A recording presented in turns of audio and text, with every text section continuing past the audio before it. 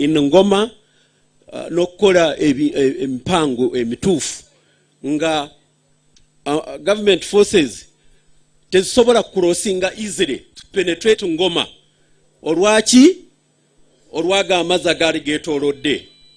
In fact Ngoma, that's where this government, the present government, established a government. What you hear, Ngoma State. So Museveni yasoko okuteka u government wa Ngoma, and it was called Ngoma State. Comrade John Air Force was a chogeddeko because the guerrilla forces had a radio. But in a radio, of which I think I remember very well, it was, there are two hills of Awaza. What was that? It was at Waza. It was at Waza Hill. So Museveni could communicate to the whole world through that radio. So kakata byengoma bali bantu ba manyi government eno gye yakola ki gye yasookera okukola nga message zikola ki zifuluma. So government of course got annoyed and they decided to come now and destroy Ngoma State. Which state is that? Under a national government. So they decided to come and destroy it. So they deployed from Kasozi ezo areas zonna emisomoko twali tugiyita emisomoko nga batadeka amaje from the other side of Nakasongola, the other side of Kafu Masindi nga bagitadeka amaje. Their intention was to cross those waters and completely finish Ngoma. Na yorutalo runo dwali rulimu Katonda. God did not allow that to happen. Of course, as you have heard from John Air Force, the Chief of Staff by then, your natural defense surroundings Ngoma nga si kyangu okuyingira mu Ngoma. Ne bakola training, and then the people welcomed them, and then they started supporting supporting Museveni fully, the wananchi. In Ngoma, people had a lot of cows. They had a lot of cows, and of course time came, they were advised by our commanders that Ngoma is becoming a war zone, and people, actually the message was from the chairman high command, Museveni mwenyewe, that this zone is becoming a war zone. Let people shift from these areas. So abantu ababulijjo kye bakola ne bawaayo ente zaabwe, ne bawaayo ente okusupportinga olutalo.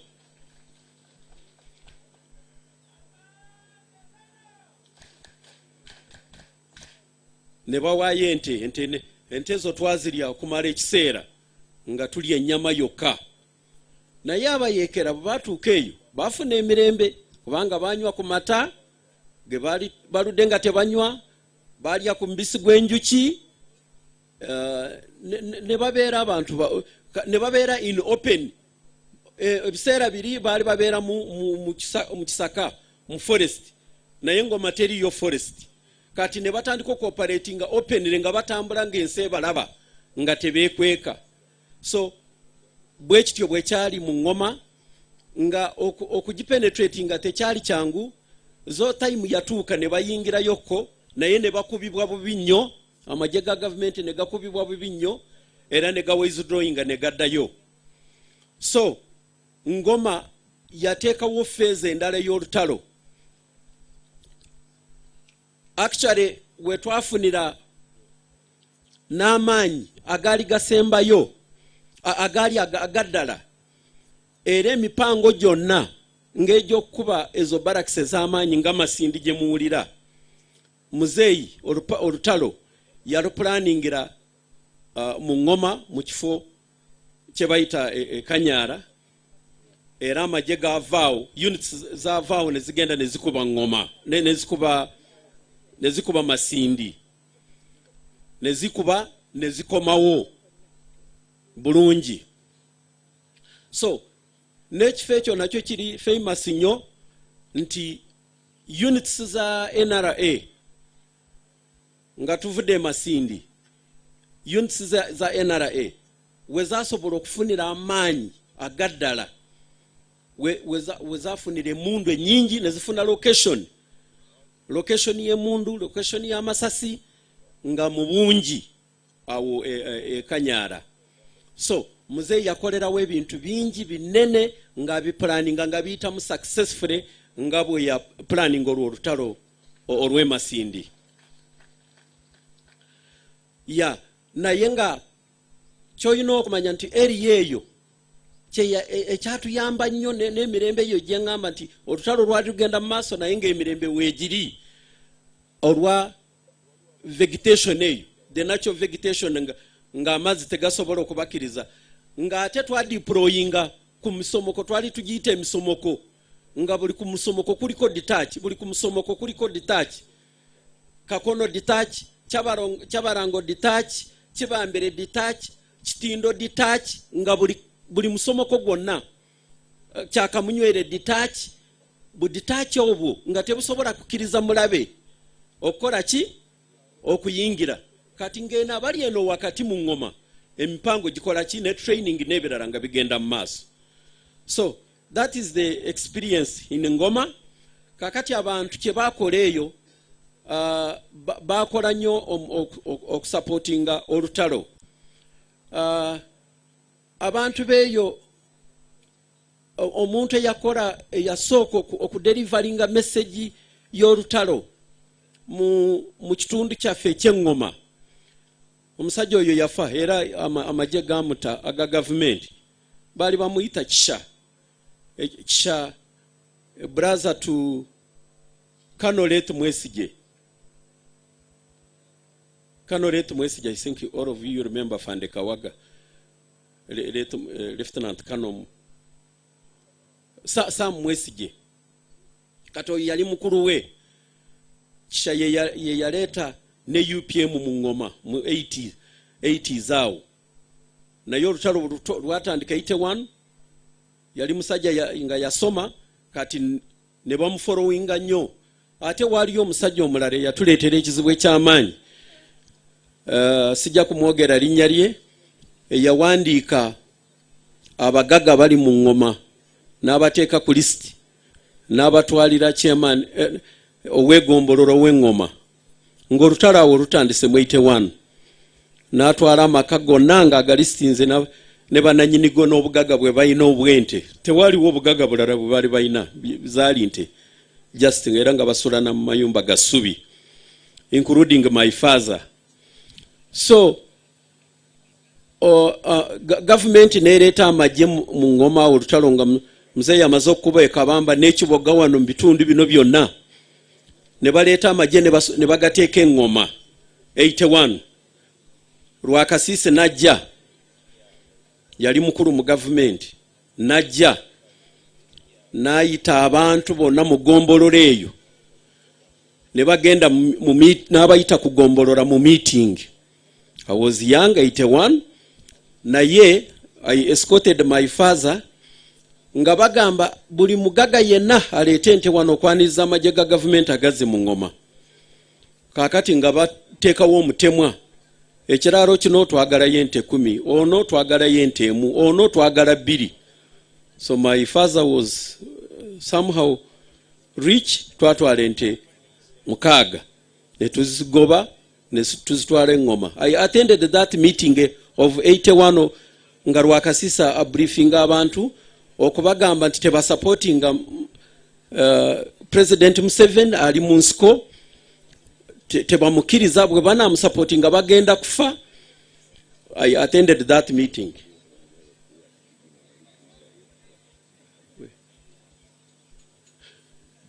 So bwe bityo bwe byali amajago in fact gegatta n'abantu bewaffe kyatwalawo eddakiika ntono ne batandika okuyingira mu maka g'abantu nga bakuba abantu amasasi bapakira ente ku maloole ebifaanagana bwe bityo badduka kuva mu ngoma nga NRA eyingidde etandise okubakuba mwambushi n'ebirala ebiseera ebyo bwe baddukira ne bava mu ngoma then NRA neyingira. Then another event when NRA received the equipments, by then we didn't know where the equipments were coming, war materials, we call them war materials. We didn't know where those equipments were coming from, but recently we were told by our president that support was from Libya. When the plane came and brought those war materials, and it dropped them in Ngoma, but it happened those materials were dropped in our farm. The reference point of the plane that brought them, it was a deep tank. We had a deep tank. A deep tank. Mufamu ya umugenzi, Muzeyi. Later, Yohana Haro. So, that deep tank nebakumako omuliro wansi, then nejja ebintu ebyo ne tusobola okubifuna okuvaawo. So that was a big achievement. Ebyaddakaawo byali binene, plan ezaddakaawo zaali nene nnyo. Then nga olwo NRA yali etandise n'okuexpanding okubeera ey'amaanyi, ng'etandise okubeera ey'amaanyi. So ekikulu mu ebyo byonna nti discipline twajogeddeko, baganda bange commanders bajogeddeko discipline ya NRA ne support y'abanayinki yakola omulimu munene banange. Discipline ya NRA engeri Muzeyi gye yatendekamu ne banayinki engeri gye basupportinga olutalo kyali kikulu nnyo okulaba nti tutuuka ku buwanguzi. Mwebale nnyo.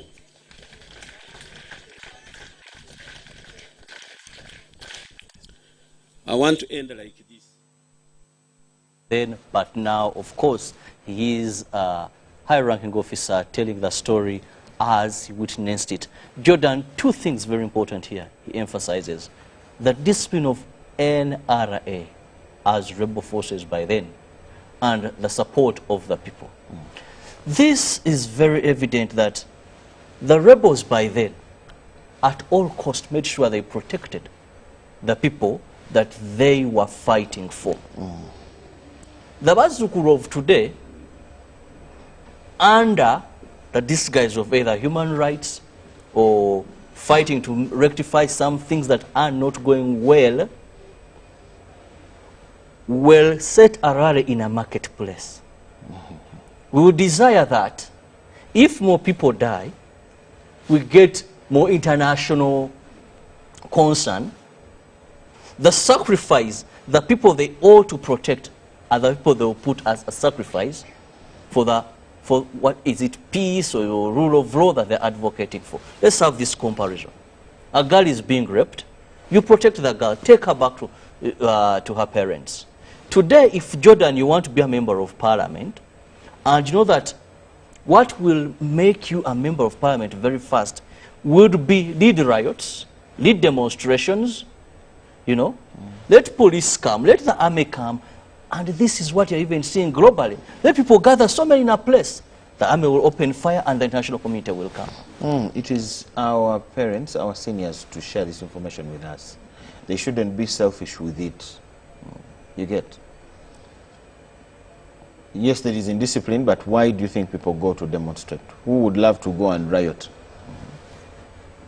We should start handling such actions prior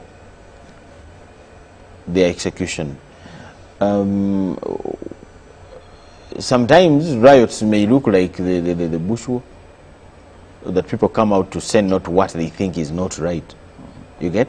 So, with what our leaders went through, they should inculcate discipline. They should share this information.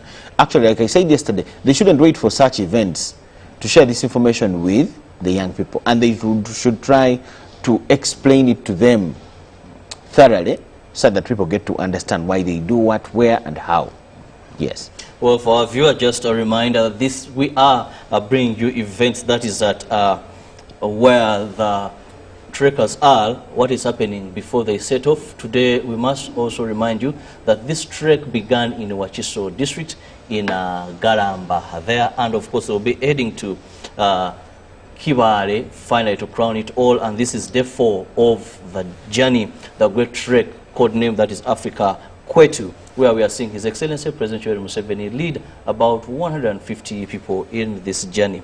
Well, they spent a night on a hill there, and of course that is where we are getting this communication, the various speakers there. That is indeed Abweru Hill, where they camped for the night, and of course they will be proceeding to Butorogo Hill after there. So far they have covered a distance of about 80 kilometers. That is trekking that distance. Of course, yesterday they began, it was a bit hard and tricky because they were now going to be moving uphill. And today still, Butorogo is a hill. They'll also be climbing. But let's first go back and listen to the gentleman speaking right now. And especially my young colleagues, Bazukuru. My name is Chanda Gatembeka. I joined the liberation struggle in 1979. Participated in the removal of Amin, did cadet course in Mondul for 14 months. And from Mondul, when I came back to Uganda as a second lieutenant, that's when I started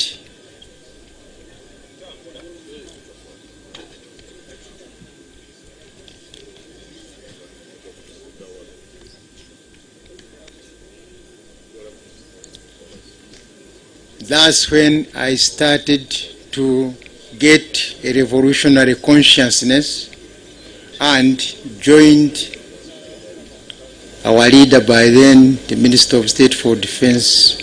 No, I think I'd been removed from Minister of State for Defense to the Minister of Local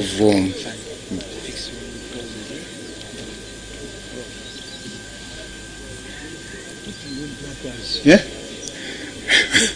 So that's when I joined our current president, who was by then Minister of Regional Cooperation.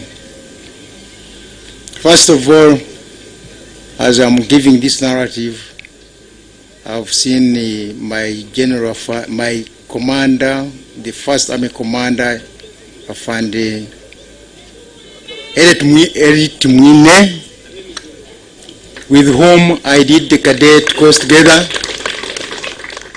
And next to him is Afande Major General Kutesa, with whom Afande Major General Stephen Kashaka, with whom we were in the same company, and a stubborn man by that time at Monduri. I'm very sad to say that, sir. And when we graduated from our academy, we came to Uganda. And when we came to Uganda, the political situation was a bit hostile. It was a bit hostile. And it didn't take us a lot of time to mobilize ourselves and then get to someone to lead us. And the someone whom we went to lead us was the current president, Museveni. We started clandestine activities from Kampala. I remember I was posted in Nakasongora as a commander. Nakasongora by then was a training school. I was posted in Nakasongora.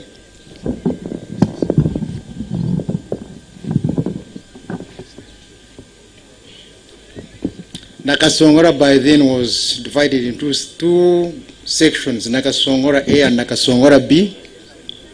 I was in Nakasongora B with a few other colleagues with whom we had come from Monduli as a company commander of the recruits. But each evening,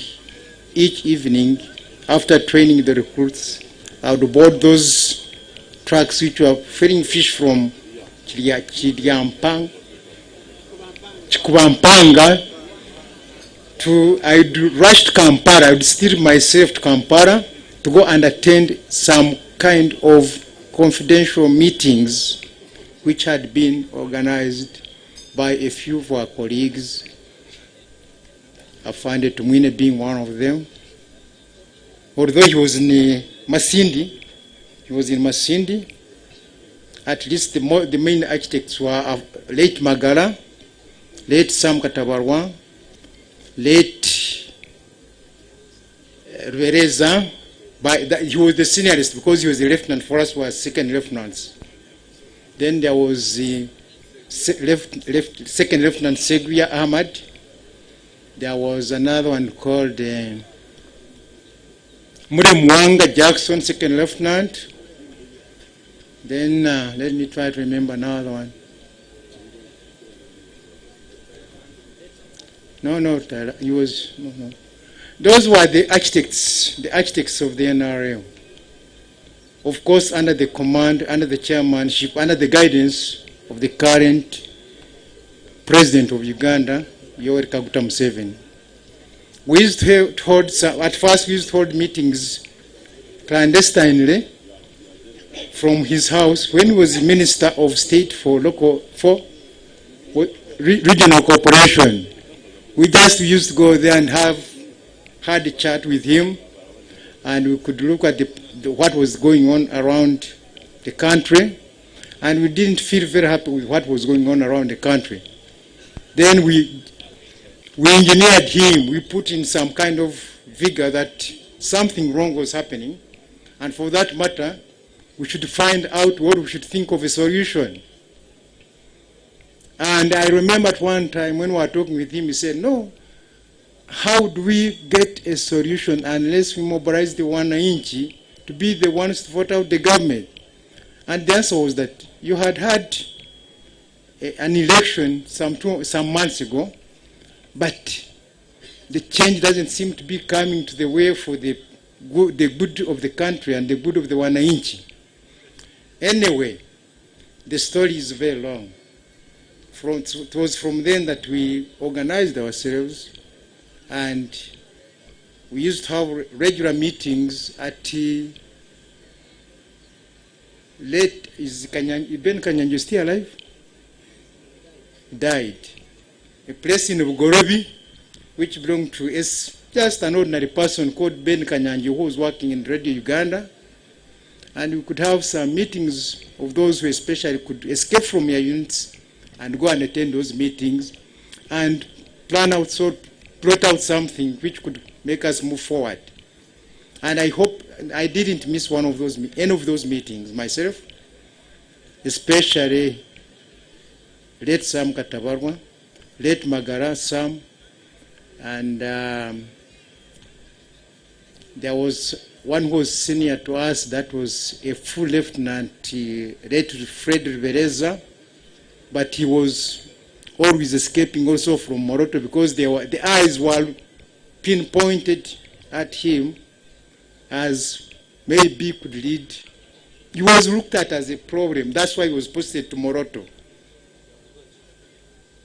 So, but we managed to make some kind of clandestine meetings and managed to make up something which we could move forward with. So we divided the labor of what each officer could do in their own time. I was given the responsibility of trying to see how I could mobilize weapons with which to start the struggle. I was given a civilian driver in the names of Andrew Taya. He was just a civilian driver, but an enthusiast. He knew how to drive. I didn't know how to drive. I was just a small young man. And we asked him if he could organize something, and we do something with what he knew. So we connived with we were in touch with the late Rubereza, who was in Moroto, to mobilize arms to start with the struggle. And he did promise us that he was going to get some arms which had been left over by the fleeing Ugandan army, which had been defeated, that had been collected and put in the national park, in Kidepo National Park. He promised us those guns were not yet accounted for, or they had not been put in the Amara. So at that time, Museveni advised us that we should pick those, we should immediately move and pick those guns and put them someplace so that we organize to go to the bush. Or we organize to do something with them. And I was put in charge to go and get those guns from Moroto. As a second lieutenant, I could don my second lieutenant pips, put on my pistol here at the hip, and move with the Andrew Taya, with the lorry, to go to Moroto and pick those guns. I remember Afande Tumwine could peep in and disappear like very cynically. Could peep in cynically and disappear. But I knew he was doing some work somewhere. So we took a lorry and stationed it in Moroto at the disposal of Lieutenant Fred Rubereza, and by that I had forgotten Captain Aloysius Matovu. Aloysius Matovu. He was, I think, was he the, I find if you can remind me, was Aloysius Matovu the twice of Obama somebody? Yeah. Moroto Battalion was commanded by someone called Major Obama. Captain Matov was, I think, was the twice, and Obama was also a revolutionary. Somehow he was with us. Don't look at the name O and the name what and then think there was something different from us. No, he was with us. So the Fred Rubereza, late Fred Rubereza, who was a lieutenant, was with them, and the company commander. And in Moroto, we had quite a number of officers. One of them is now General Mugume, Joram Mugume. I think there was another one called Mate. Then there was another one called, I've forgotten the names since I was in that place. But I was put in charge of making sure that I get arms, mobilize arms, to start with something, and something was the struggle. I was put under sworn secrets that in case anything leaks, you know what it means. So I and Retire, who knew how to drive the car, actually at one time I remember we used to tell a certain supporter of ours called Kakwano, Ernest Kakwano. We went to his place in Uganda Motor, something like that. I remained behind. Andrew Taya went to him and said, Museveni, tuwe modoka tugenda waliluzira, wale tugenda kufuna waliluzira. Tuwe modoka you take it. Because Kakwano was a very free man. So Andrew picked the pickup from him, a small pickup, and he said, fine, try to find modoka tugende. We entered the pickup, we drive to Moroto to get those guns which Afand, late Fred Rivers had, I call him Afand because that time was a lieutenant, I was second lieutenant. They had promised us to get and bring to Kampala and deliver to a certain point whereby we could start something. We took the lorry and stationed it at his house. When we reached there, we found he had gone to look for those arms from Kidepo National Park. We stayed for a night. He didn't appear the next day. Second night, he didn't appear. Third night, we got scared. I didn't have a pass, and I was an army officer putting on a second lieutenant's uniform. Then I said, someone came to to Afande Revereza's house and said, "Sasa nyinyi afande mnatafuta nini hapa? Mnatafuta nini hapa?" They said, "No, we have come to Afande Revereza went to look for cows among the Karamajong because we are doing some business in cows." And if actually even Afande Salim Saleh came to us and said, "You guys, you have brought the road to take cows from here." We said yes. He was not in the know of what was going on. He was not in the know of what was going on. So 2, 3 nights, Afande Revereza returned to the barracks, and we told him that we were almost running away because our presence was being questioned by some armed officers, especially the second lieutenants who knew us and who knew where we were supposed to be. No, he said, "Okay, we are back. The weapons are being mobilized. I left someone there in charge. You can drive back to Kampala, but you come back in about 4 or 5 days' time to pick them. I hope they'll be ready." We went back to Kampala. We were driving that same pickup. I didn't know how to drive at that time. He was the only good driver for me. When we went back after 3 days, we found he had gone back to get those guns from Kidepo National Park. I think there is a lodge in that park. We waited for 2 days. He had gone with Aloysius Matovu, who was a captain, for him was a lieutenant. Then the same question came to us from one of the officers who said, "But what are these people here? They are supposed to be in their units. What are they doing here?" And good enough, there was a certain, we didn't have enough fuel in our pickup. There was another second lieutenant who was an MTO. We had graduated with him from Mondori. We went to the MTO, we asked for fuel. Then the MTO said, "Sasa nyinyi mlikuwa mnakuja kutafuta nini? Muko na kibali cha kutembea?"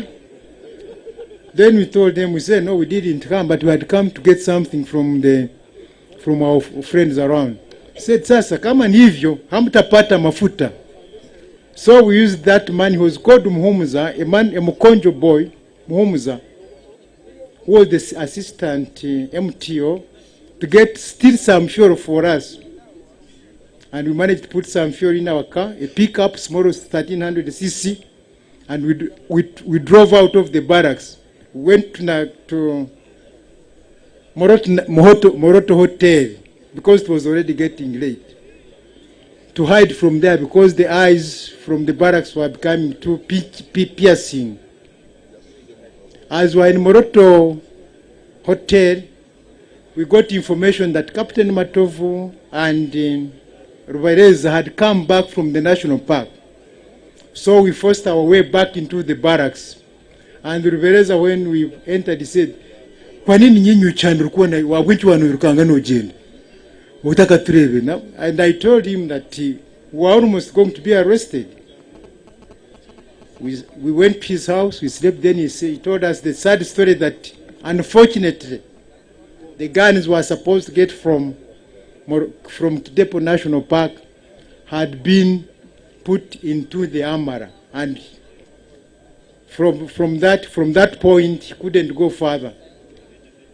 So early in the morning Rutaya, who was my driver, and the lorry which had been parked there for a week or so, sorted out of the barracks, and we drove back to Kampala. We went to our, we used to call him Comrade Museveni. We went to him and reported, gave him bad news that we didn't get the arms because they had been put in the armor. We didn't stop there. He said, no, we have to look for something. We have to look for something. And in fact, for something, it was very difficult. There are always, of course, clandestine meetings. You would find a man like Afande Tumwine here, pretending to come from his unit, which was in Masini. He comes in, he goes back sneakily. Chihanda, who was in Nakasongora, would also come in sneakily and disappear. And the other one who was the Magurumari, who was with me in Nakasongora, would also do the same thing. Then Katabarwa and Salim Saleh, unfortunately, were suspected to be working on something. Sam Katabarwa and Salim Saleh, and they were picked in the broad daylight in Kampala, beaten, and put in. What is this new barrack? If I can, this one. No. Is it Makinde? No. No Makinde. I think it's Makinde. Yes. Then they were taken into the Makinde barracks at night, and I was told that there was a blackout in the barracks that night. I ran out of Kampala. I went back to my unit and stayed there for I think 2 days, but my heart was itching. Then I put my pistol again. I used to put on a jeans trousers, which I still have to put on right now, up to now, and a small bag with which I used to put my pistol.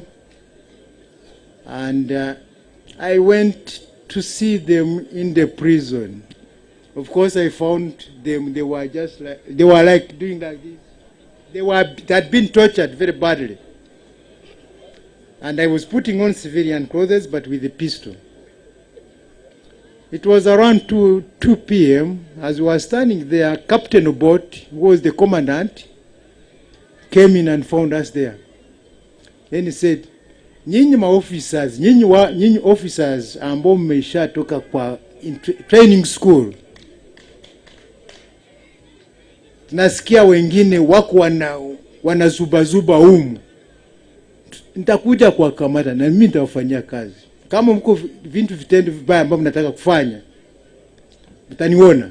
That was Captain Obot. I was just standing just next to him, but I was putting on civilian.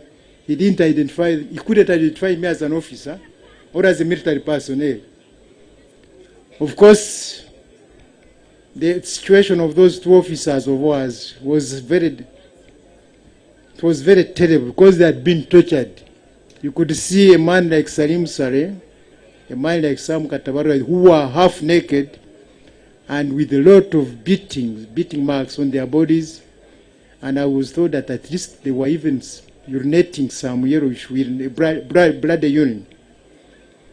Then Obot went on to say, those who ran out of their units, Ntiwashika, mutaniona. Ntiwashika ntaniona. And I was one of those who was running out of my unit now and then for mischievous, I would call them mischievous activities. I was breathing hard, and when he left and I got out of the barracks, I said, Mungu yipo. And I went back to my unit Nakasongora. But I didn't stop there. I was now and again linking up with our now President Museveni, who were having clandestine meetings now and again at his home, and in Bugorobe at Kanyanjio's home. And we were mapping out the strategy of how to move on, especially having failed to secure those arms, free arms. So we had a target of trying to look for arms here and there, but it was not very easy. You might have heard of the cement incident at one time, which I'm not going to talk much about. I don't want to say anything much about it. I think I leave it to that, the cement incident. But I was in Kampala, or I was somewhere there, around there. Then we just looked around to see how we could get the guns. We could get more guns, because apparently by that time the minister had about 5 pieces of, I don't know whether they were even 5 or 6 pieces of AK-47. I had my AK-47. Andrew, as a civilian, had an AK-47. But we expected other officers, especially who are in the know-how, to have some kind of guns. I think in Nakasongora even I stole one gun. As an instructor, I stole a gun. So I had 2 AK-47s and a pistol. Unfortunately, Kutesa, now Fande Kutesa, we was in Nakasongora A, and I was in Nakasongora B. But I could not tell him what was going on. I couldn't. He's here. I could not tell him what was going on, because it was a sworn secret that if anything leaks, whoever leaked it had to face the gallows. However, how you'd face the gallows, I don't know. Of course, it would be killed. Even my family, even my wife didn't know. The only person, incidentally, whom I leaked some information was my civilian brother. I don't know why I did that. He was my civilian brother, and I think I loved him for that matter. So we kept on with our plannings, with our program, trying to mobilize it, to get a piece of a gun here and there. You'd see people like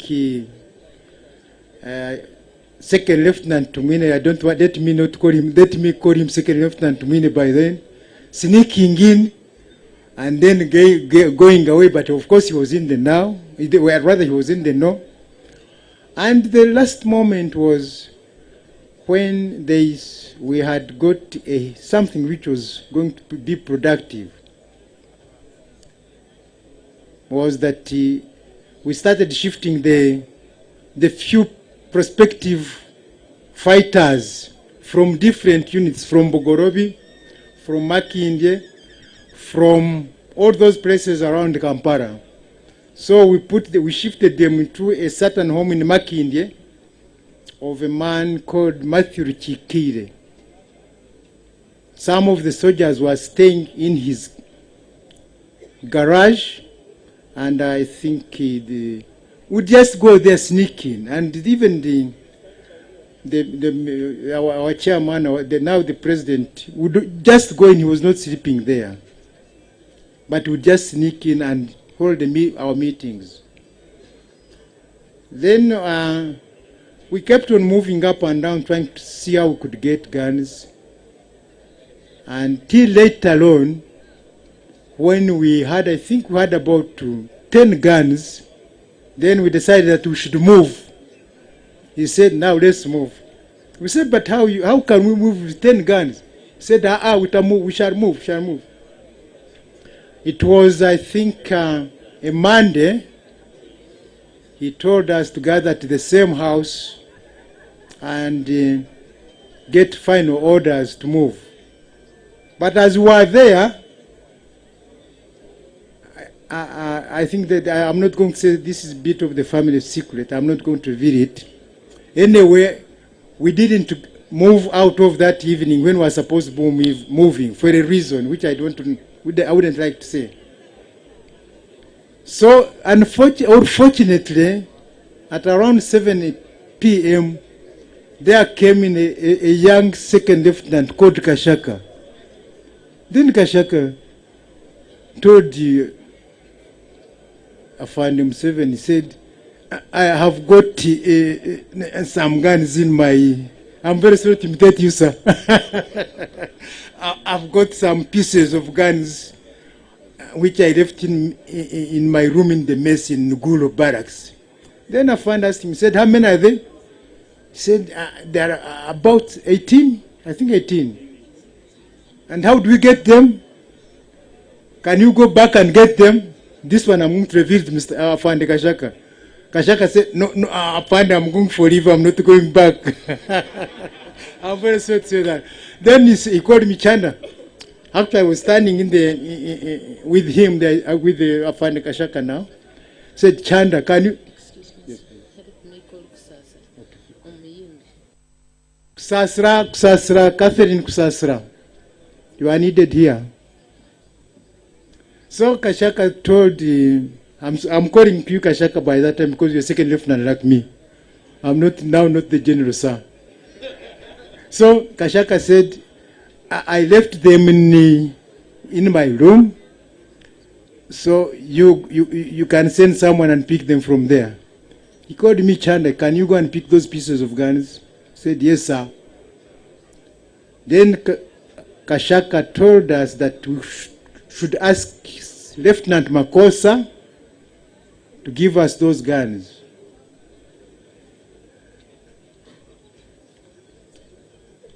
I was given a pickup that evening that I think that son. My driver, I didn't know how to drive, was Andrew Taya. Said go to Guru Barracks, because when Stephen Kashaka was telling Musei about those guns, I was there, we're all there together. Said go and pick those guns from Makosa, whom I knew. I said, sir, I'm going to pick them. The next day at around 7 a.m., Andrew Tai, who was the driver, and I entered that pickup. I had my AK-47. I donned my second lieutenant uniform and pips, and my pistol here on the hip. And Andrew Tai also, as a civilian, had an AK-47. So we had two AK-47s in the car.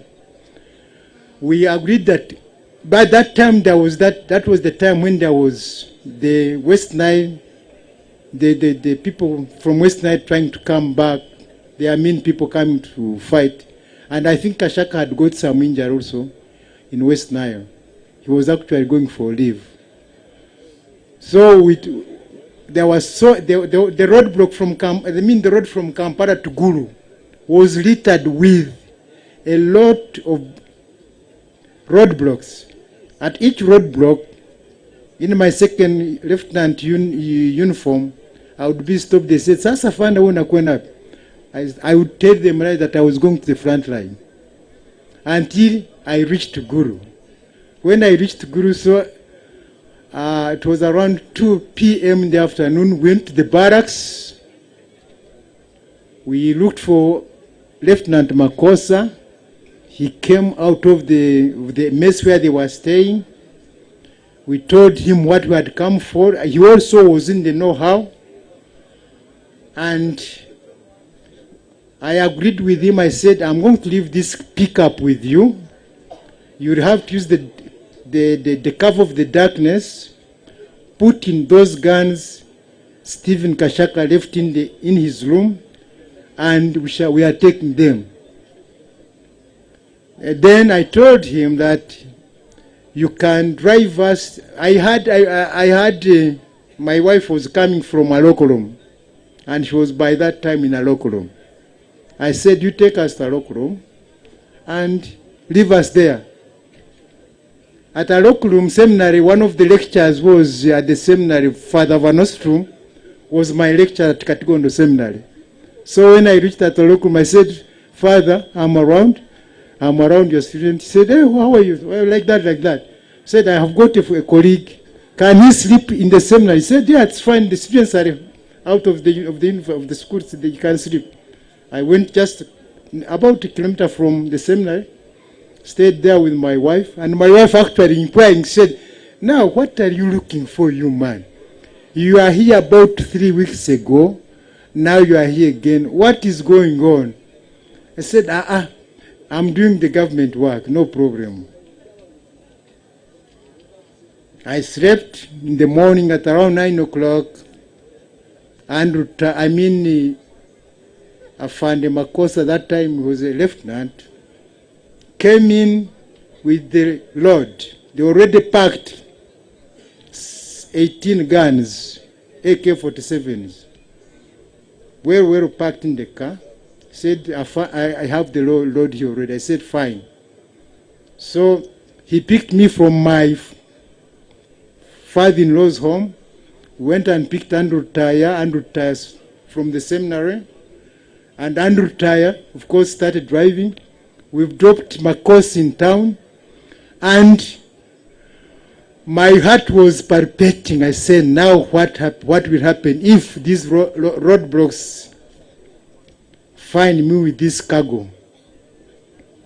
But something happened. As we were driving out of Guru Barracks, there used to be a sort of a bus station or a bus stopover. Then there was a soldier who had a big luggage going home. He stopped us. Andrew Tyre wanted to leave and said, no, let's take this soldier. Let's take him. He said, but we are carrying it. I said, let's take him. I'm a second lieutenant, I'll take him. Hilary Musoke?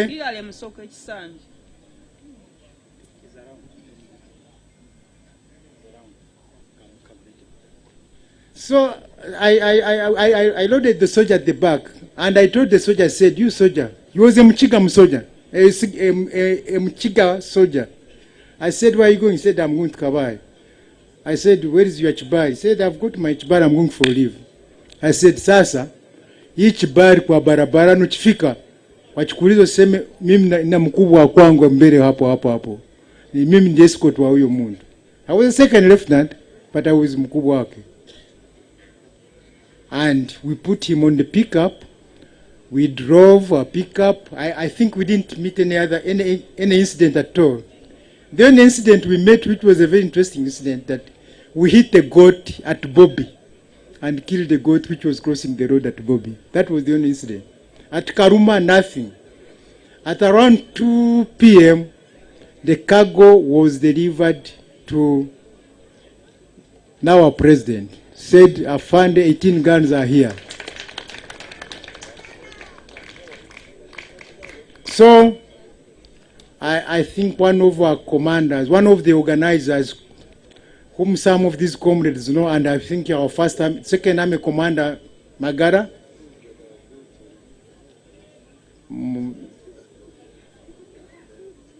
he was caught and he was handed over those guns, the 18 guns. So we parted our ways, and this time we said, now we have to move and go and attack Kabam.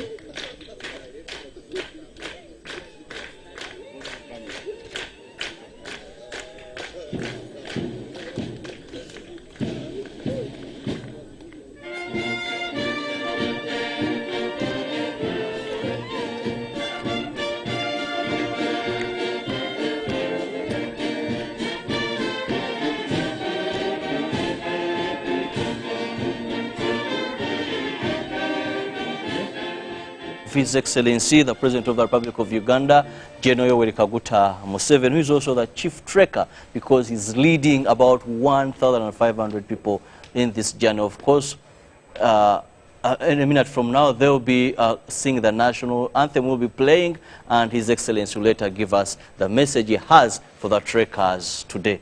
Well, Jordan, yes, we've had the messages, discipline of the NRA, and support from the Wananchi. Briefly. Yes, you see, we used to hear stories of actually what, if you read the Nile English course, our children have missed that book, by the way. The other day I was talking about it. But the essence in those stories was to frame the kind of people we are going to be in future. We should just take lessons from these stories. Well, let's go to, that is Ndira Weru Hill, where His Excellency has arrived for the national anthem.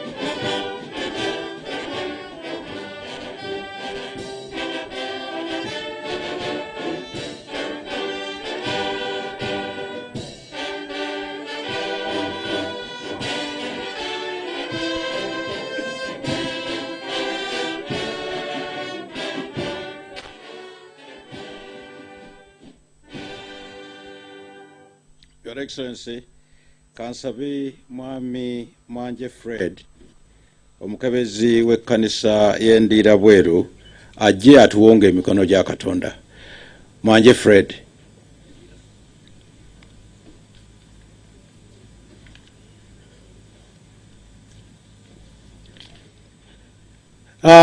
Mukama Katonda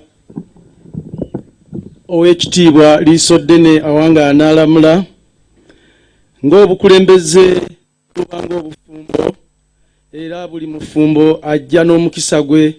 Nange nsabira Pulezidenti Museveni waffe omwagalwa wa bonna omuwangaaze omuwa amagezi okusobola okweyongera otukulembera era nga neebaza Katonda asobodde omukuuma nga mulamu okutuuka ebbanga lyonna lyamaze. Nga nsabira n'ababaka baffe Honorable Nankabirwa, Honorable Kefa n'abakulembeze bonna mu ggwanga, Mukama abawangaaza n'okukirawo. Ebyo byonna mbisabye mu linnya lya Yesu Kristo Mukama waffe, amiina. Mukama Katonda, nange neesabira ng'omukulembeze nze kyamaani w'ekyalo kino weyongera okulungamya Pulezidenti Museveni.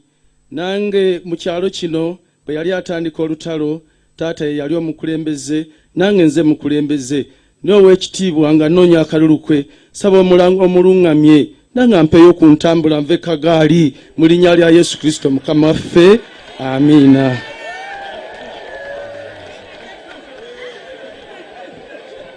Your Excellency, I beg that we all sit down.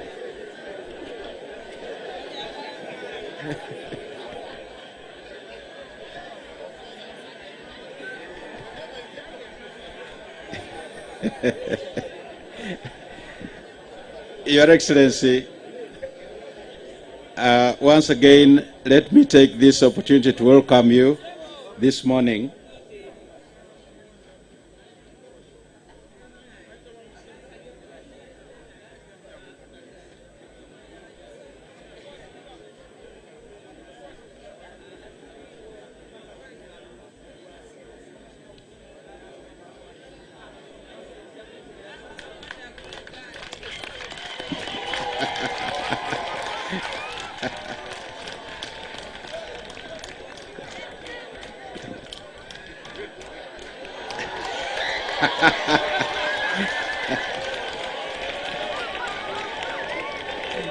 Mukama mulungi,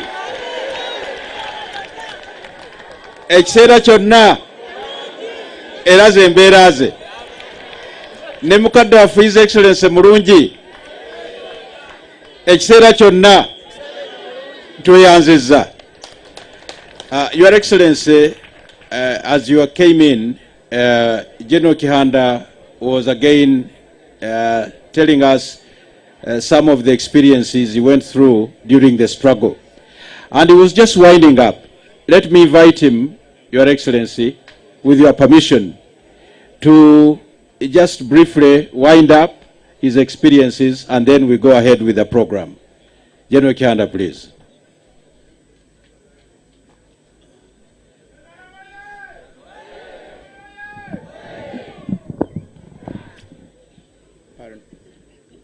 Your Excellency,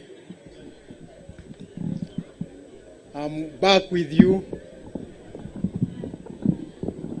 and I was telling these colleagues who I gathered here about our experience, my particular experience with you, sir. I had reached at the level when I delivered 18 guns from Gulu.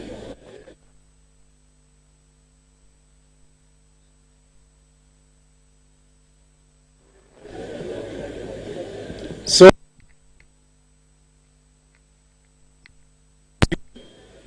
the cargo which had been led to us to discover by Comrade Kashaka, which was hidden, which was in with Makosa, late Lieutenant Makosa. So from that evening, the second day when I delivered the cargo to our fund here, the next day we boarded a truck a truck that is just a covered truck, as a cargo, like sacks of beans in the truck. I think in front there was Afande Tumwine. I was in the truck behind as an officer. Another one was the Second Lieutenant Mugabe. Another one was Second Lieutenant Jackson Mulemwanga. And I think by the only 4 officers in that truck. The truck was being driven by Rugobe and Rutaya. He was a civilian at that time. We trusted him so much. So we left behind Afande here to organize his family to get out of Kampala, lest if and when we attacked, I mean, we had planned, of course, to go and attack Kabamba. We were heading for Kabamba that evening. The officers who were in the know were very few. It was me who was in the know. It was General Tumine now. It was Jackson Mwanga. It was Magara Sam. Others were non-commissioned officers or volunteers. For example, I think a man like Fred Wijema, General Fred Wijema late, had not been enlisted in the UNRA. So we were about to 20, I think 27 or 20 something of that number. I didn't take stock complete of the number of the people we had. But we had the cargo which I brought of 18 guns, plus the cargo, plus some pieces of guns which were got from Afande Musei here. I think Afande Tumine, then second lieutenant like me also came with a gun. Magara had a gun. Mulemwanga had a gun. Though me, I had an extra gun, I had the pistol and an AK-47, and I don't know whether the rest had the same thing. So we had about 30, I don't know, you can correct me here. We had about 35 soldiers, and we had about 27 guns. So somewhere, somehow, as we moved to hit Kabamba, we left Afande Musei behind with someone, with I think Magara, and the driver Rutarago Charles. So he told us that you go, I'll find you on the way. We were in a box kind of lorry. Nobody could see what was in the lorry. If the police stopped someone who was in the row in front, they would think they were parked, Matoke parked behind the Saxo being something of that kind. And we were not making noise at all. We were disciplined. So when we reached Masaka, we couldn't see Musei and group. We started feeling a bit jittery. We said, now it is about 8 o'clock. These guys said they were coming and we don't see them at all. But we drove on. Katigondo, like blah, blah, blah, blah, until we reached a certain spot which was about 15 kilometers. That was around 2 a.m. in the night. I think we stopped the trailer. We said, no, we can't continue, because we might fall into an ambush. What has happened? Certainly, Musei must have been arrested. Because if I can see this, Your Excellency, I remember you told us that Mwanga called you before. I think when you were in Makindi, he called and he said, I think you had even gone to meet Mr. Mwanga, sir, when you went to Kororo. And I remember Andrew Taya, and yes. Yeah. So Andrew Taya and I followed to see what was happening. So we suspected maybe something wrong could have happened. We decided to park. We would agreed, the officers, Mugabe, Tumwine, Mure, And the WAF officer, we decided to say, no, let's park here and wait and see what is going on. We parked our lorry, and as the lorry was on the roadside, I think there were some people who came in. There was another car which came in. They passed without any fuss. We deployed the soldiers around there in the bush. We waited to see what would happen.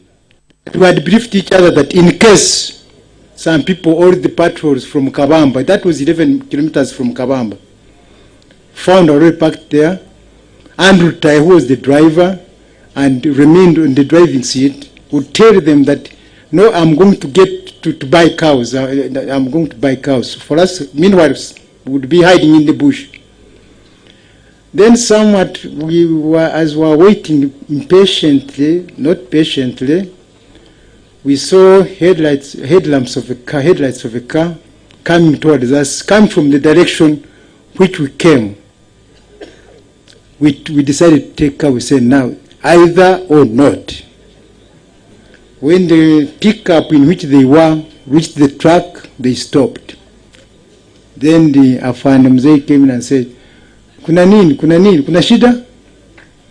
And there we got confidence. No, we said, no, sir. I think Afande Tumwine came out and said, no, sir. You are lost, and we couldn't continue because we didn't know what we were expecting in front. Said, it's fine. Then we put the 35, 40 soldiers were put in fighting formation. Fighting formation that were given objectives. And then we rode, I think he himself also entered that lorry. And the other car in which he came following. So when we reached the quarter guard, we were able to go through.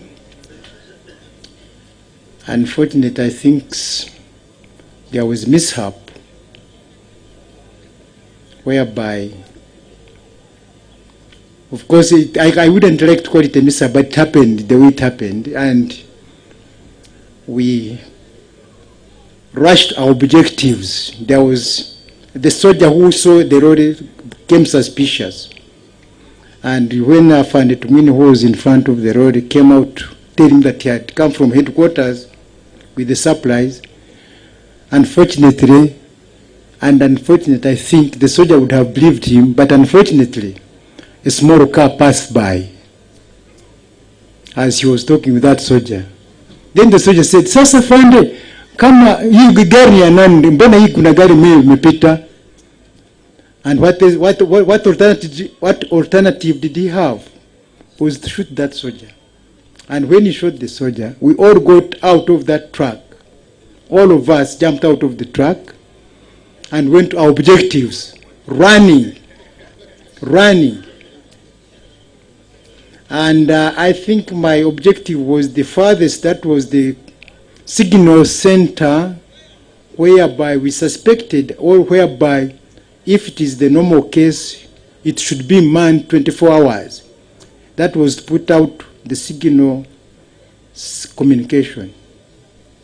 I did, at least with a few, I was having 6 soldiers who had to reach that station, but I think we reached there 3.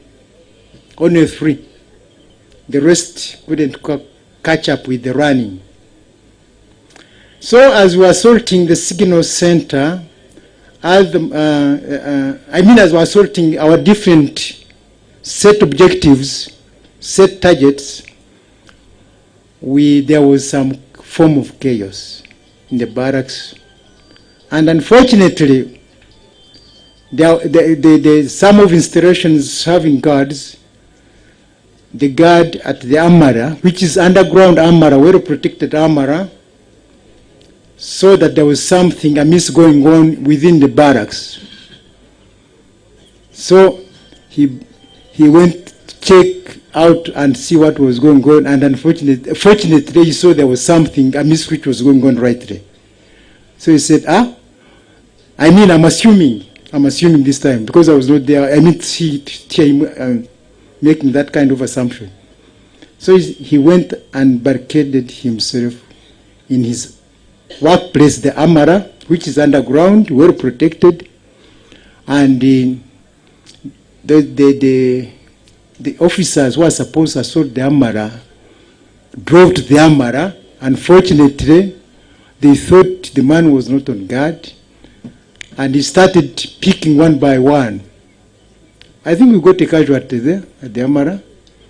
So the group which was supposed to assault the Amara could not, because they knew there was somebody who was barricading himself with a loaded, he had all the arms there.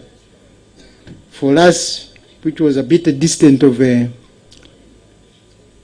from the other objectives, we went and assaulted. I assaulted the signal center with the 2 soldiers out of 6 soldiers, out of 7 soldiers. That was late Tumhirwe Mondo. Late, we had somebody who was calling himself a technician who was supposed to put out the signal center, called Iraq Tumsime. And it was just a small place because it was a uniport. So when we surrounded it, I think one of my colleagues shot from the side of the uniport, and the bullet found me on the side, petted through the uniport and hit me through the knee and went through. I didn't feel it. After I think 30 minutes, I felt I was sweating, and I felt my strength was, when I went to touch myself, I found some blood here. Then the knee was starting to be a bit numb. But Tumhirwe, who was a very good guy and soldier, said, "Afando umepigwa." Said, I denied that I was shot. Said, "Afando umepigwa, mbona una." Then when I went through at my knee, I found that I could feel the knee was no longer, the leg. Said, umepigwa. Andrew had come with that lorry to that place, there in Ingre. So they threw me into the lorry, and I think we went and collected all the other people. We found His Excellency at the quarter guard. He had finished his objective. Actually, he was fighting like another fighter, because I remember he assaulted the officers' place. I'm very sorry to say that, sir. Because I saw him carrying his AK-47 also, participating in the assault. He was a fighter. I don't know who was commanding him this time. So we all gathered at the quarter guard, and we managed to steal quite a lot. We managed to loot, actually.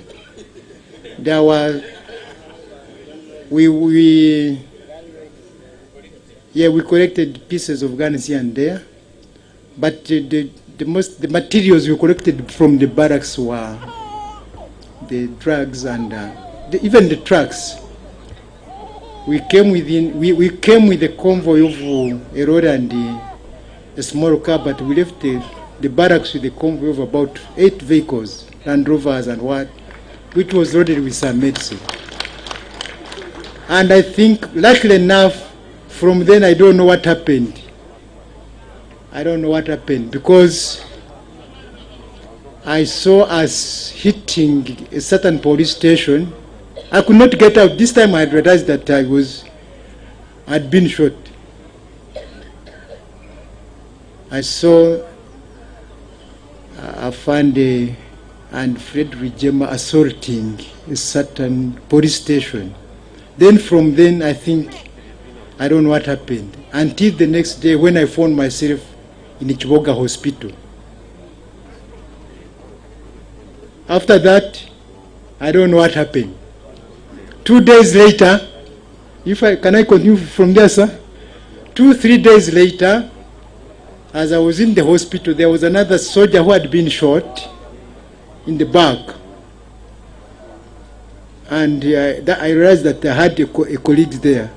But then we were taken to a nurse called Florence someone, who had been a contact of Andrew Taya. She was a nurse. She introduced us to Dr. I forgot, the name has skipped my mind. And he said, no, we shall treat you, don't worry, we shall treat you. They gave me, I was admitted. They took away my combat trouser which I had, and then I had civilian clothes. Then some nurses would come, but what's the problem? He said, no, we were coming to buy matoke, and then our lorry got an accident. Then we got,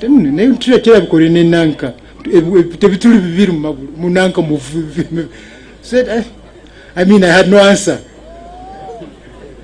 But good enough that Nance Florence, someone who unfortunately died and whom I kept in touch with even after the war with her kids, she said, tofayo toyogera bingi kasita doctor yakumanyi amanyi toli muntu wa Museveni, therefore don't worry tujja kutreatinga tujja kukuma.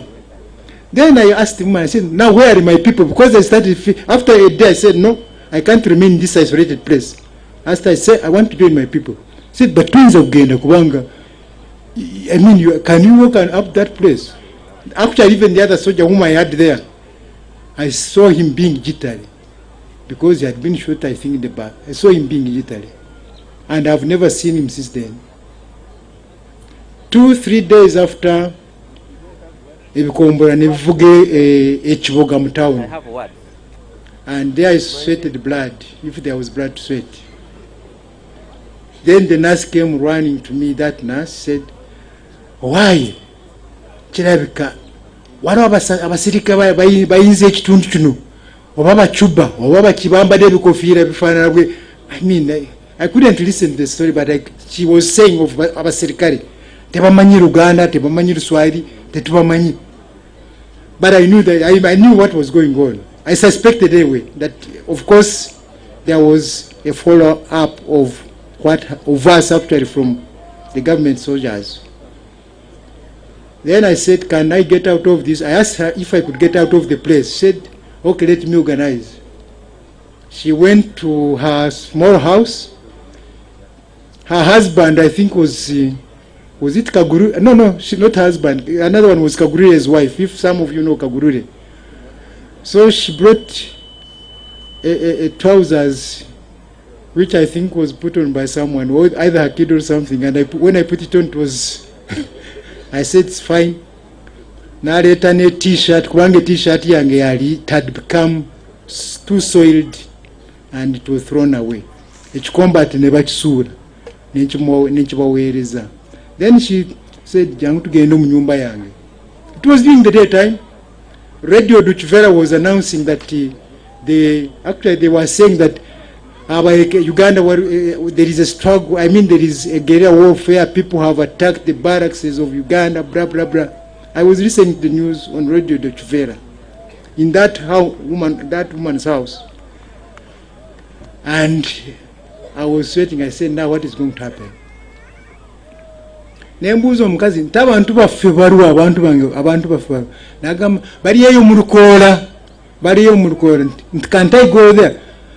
Tosobola kutuukayo kubanga ekitundu kyonna I mean the whole place is surrounded. Bajja kukukwata. Then how do I get out of this place? Tofaayo. At around 1 o'clock, she went out for her personal wreck. Nagama tikangene nawe. She disappeared for 1 hour. Then she came back. She said, why? Nja kutwala waliwo bakwano bange bayinza kutwala enobeera. Who are those bakwano bo? Nze mbamanyi tofaayo. They said, she got me shoes. I think me I put on size 10. She got me shoes which were about size 5.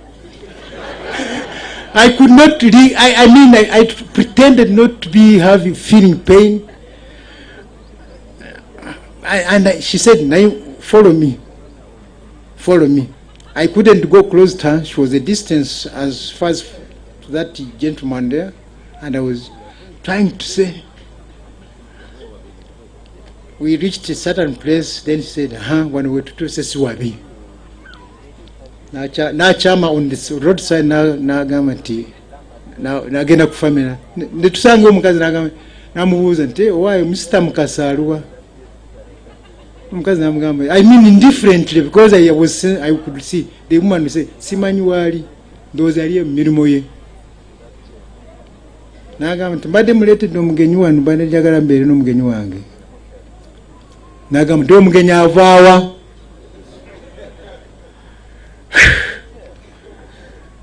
Agamba nti mugenyi wange kubanga abadde azze muno musuubuzi wa mmere w'ebitooke, naye bafunye accident, kati emmotoka yammenya okugulu.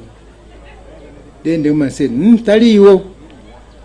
Kati mugambe bw'anajja. Again, and omukazi, she was indifferent actually, very indifferent. I don't know what was said.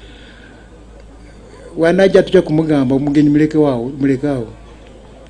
And when the man came at around 6 in the evening, omukazi yali amubwe n'agamba nti Florence yambuulidde, nankweka omukizo Florence yambuulidde. Nemugamba nti ndimwekera wa Museveni, mwekera nti yambuulidde Florence. Naye totya, nja kukweka. Katao. Of course, I was putting on the dirtiest clothes which were filled with whatever. Nangama, of course, you know, in the villages, people don't have anything to keep on. Mudira onenye baka. Naye mtumanga kugamba nti, as a trained soldier, where I had some training as a soldier, as a cadet officer, as a trained soldier, these guys who hit this place very, very close, they will come to do what we call search and cordon and search in this area. I didn't sleep anyway. If I can pretend I did sleep, I didn't sleep. In the morning, I got out of the house. He said, "Nayi olagawa." Nemugamba nti njagala kutuula wali munsiko. Agamba atutula munsiko. Why? I mean, that's the only place I can at least hide my. I didn't tell him that. Nensirika nenda mu nyumba nentuula. Then he said, "I'm going to see your sister." Kubanga Florence yamulimba nti ndi mwanyina muganda we, I mean muganda we, something like that. I'm going to ask Florence and then I'll come back to you. Kubanga njagala kwogera ne Florence. He went in the evening, he came back nanganda Florence yambulidde byonna naye beera wano naye si birungi ebintu si birungi. 2 days after, in the morning, I think there was a morning attack, or a morning sharing, or a morning assault at Chiboga.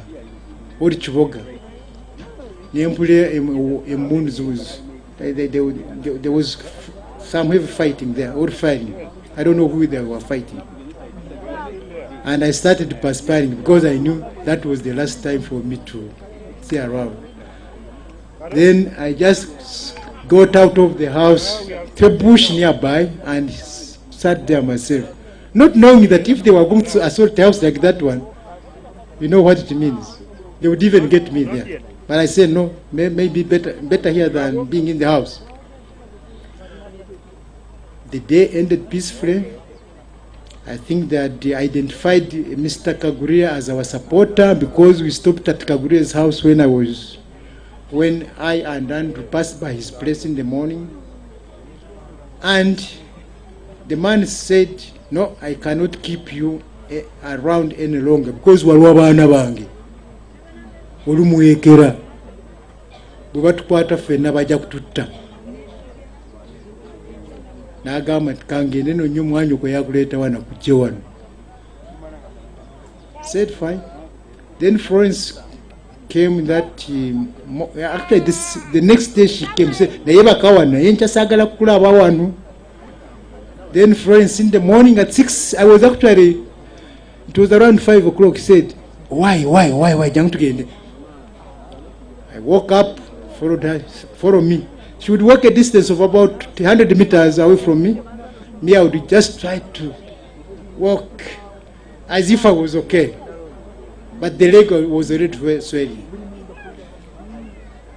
Twita wantu netusanga abapolisi bali, they were brothers, I mean, they were sitting on near the veranda of the house.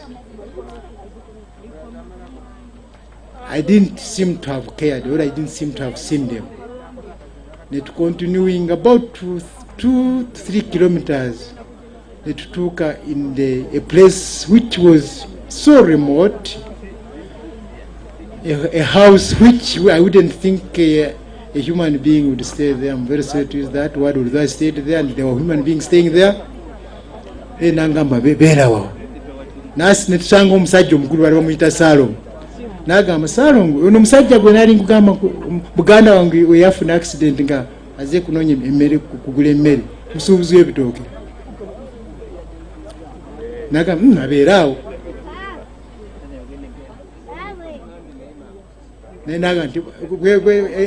Nentuulaawo, no food, nothing. In the evening when they were going to sleep, they said, naye muganda mwanya okwo teyalesewa n'ebyokwebwa nenga nti no, because I didn't have anything. I was putting on a jeans trousers and I think a t-shirt. Naga nti kati ogenda yebakaawo. Of course I didn't care, I slept in them. Every morning I would wake up, go Murusukwawo in the banana plantation, take cover. I mean, like, you know, when the chicks see a bird, a hawk coming to kill them, you know how I'd cover myself with them. Amasansa, Wagulao. Then the last time was when I had soldiers coming to assault the village. Said, now in food, where do I hide? Unfortunately, they didn't come. And then the parent of that home, the old man, called his son, and they came in the evening as I was there, just hiding in the bush in the evening.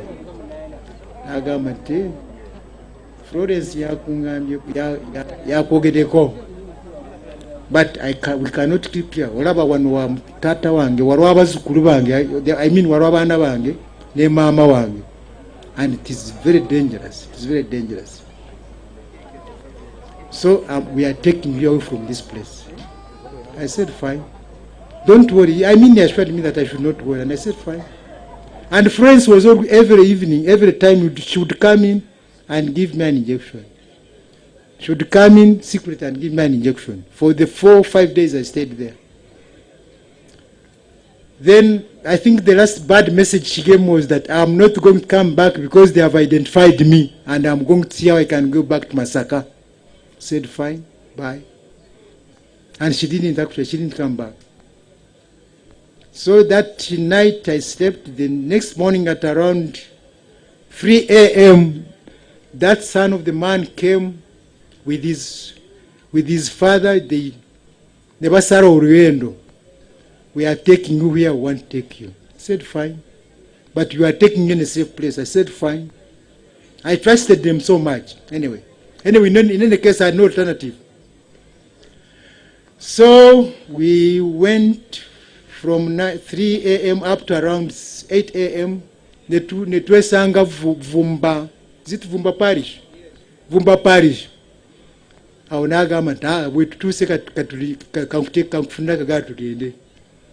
We drove towards Ntwetwe. Then he took me to a place called Chiuni. People were surprised to see him alive because they thought he was dead. Now never Katuoya anoyo. Agama antoyo muganda wa mukodomi wange. Naye musuubuzi wante. The Muruka chief took me in the evening, took me to his place, where they have got their offices. Now I stay in the house alone. My kids are not around. We shall stay together in the house, no problem. And it was a secluded place. So nensulayo nga tewali mmere kumachanga ngenda mu lusuku lwe nendya buno nentandika okutema obutooke buno I made abanyankwere bajanka ninkamhanika mu yamwe mineki. That's, I mean, the banyankwere, you keep it and ferment it and then you get bananas from it. Mu lusuku olwaluka ekikande, I mean, which was overgrown. After about a week, I said, no, I can't stay like this. I don't know what is going on. Now and again, I could get information. Museveni mamukute, wajja kumukwata, n'abayekera be badduse bagenze. But then I eventually sent the Muruka chief. N'agenda Ntwetwe. When he reached Ntwete, n'abuuza bagamba ebyo byawongo balimba Museveni aliyo mu Lukoole eyo n'abantu be.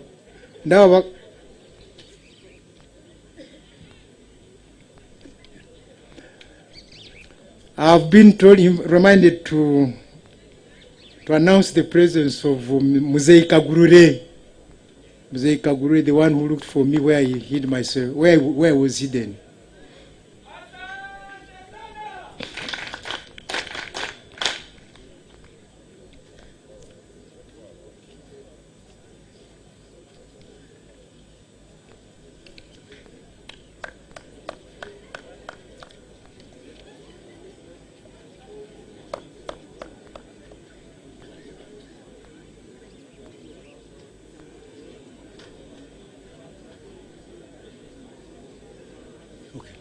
So the man verified that it actually, at least the presence of, my group was still intact and was informed, although that I think been attacked.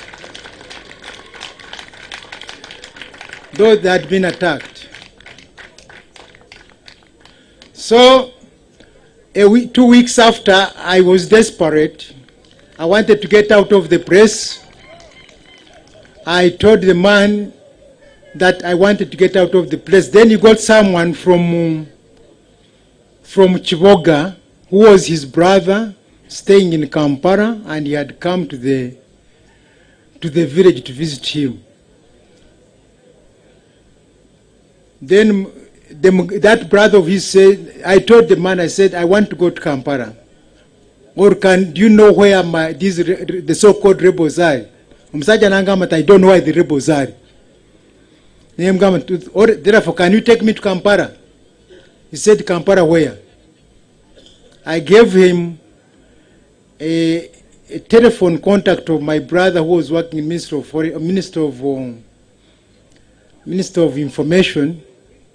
I gave him the telephone number, even gave him the route, the number, the house number he was staying in near DP's offices. They went to his house in the afternoon, they didn't find him. They found their house guard. Houseboy. Then the houseboy said, and my brother was scared because I'm told Mwanga had one time summoned him to his office, said, Sechibobo. My mother had a Chiganda name, was called Sechibobo. Sechibobo. Namraga. Ntwalo musajja go bayita Chihanda. Umumanyi. My brother nagamba, no, simmanyi. Mpuli abantu bagamba nti muganda wa. Simmanyi. And the boys started perspiring because he was my brother. I was staying in his house. And then there was somebody looking for him. But that someone who was looking for him was a messenger from me. The next day, that messenger, good enough, came in and found him there. He was at first scared. I know where your brother is. Then my brother, you must take me there. Your brother told me not to take you there. I cannot take you. He said, you must take me there. And the man eventually said, I'm taking you. Now I'm later.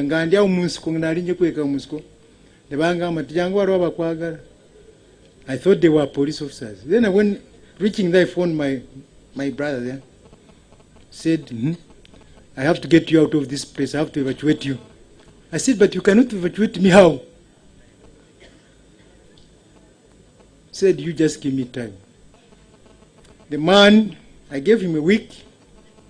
He ran to Kampala, made a forged passport. I think at one time my passport was reading Julius Vagonza. Julius Vagonza. He made a passport for me. The river did himself, told those men to take me to Kampala. And they delivered me to Kampala, delivered me to his house. When I was hiding in I couldn't go to his house. I went and was hidden in Makerere, Nkuruma Hall. 2 days, 3 days, I had a friend who was in the intelligence, said, Chana.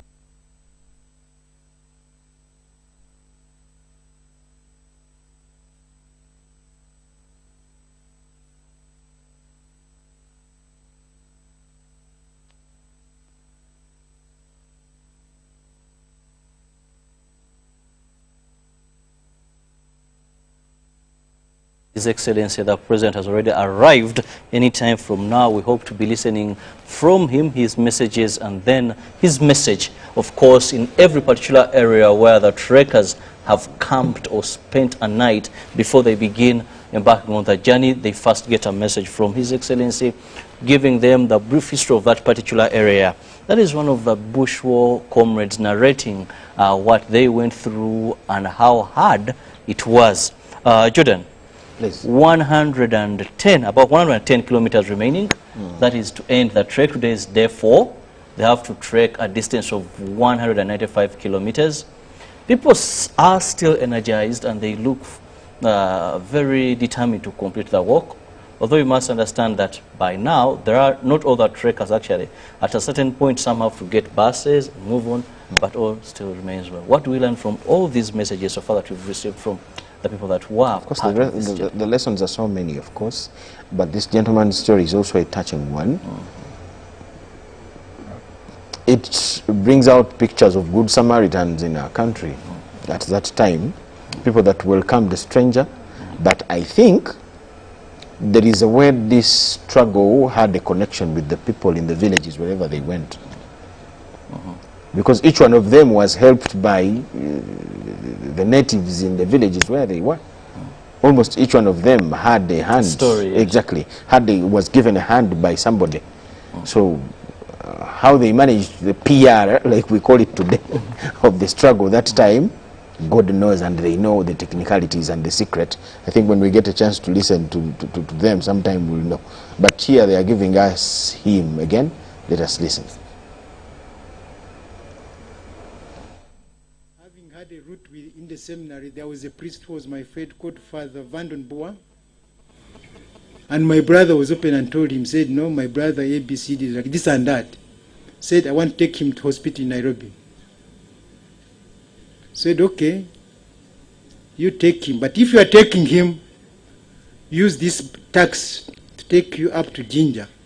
And from Jinja, you see how to get out of Uganda. He gave him, I think, 200 Kenyan shillings. And he came to me and said, tomorrow we are leaving. There was a certain Mchotera man at the Speak Hotel who used to drive a Volkswagen taxi. Then the man came at 5 a.m. Now take Moroka. They together. Roadblocks, there were many roadblocks because they were trying to arrest the bandits, as they used to call us. But he knew the place, and at one time he reached, they never saw Kwengolo was a sorority. Now government work with you government to Reverend Father. Yengoro. So when we reached this man at the bridge in as we enter Jinja, we found a very tough roadblock manned by the Tanzanians. Then he was a half caste. They stopped his car. Then he said, I've got the Reverend Father here and we are going to the parish in Jinja. Oh, padi end, hakuna shida.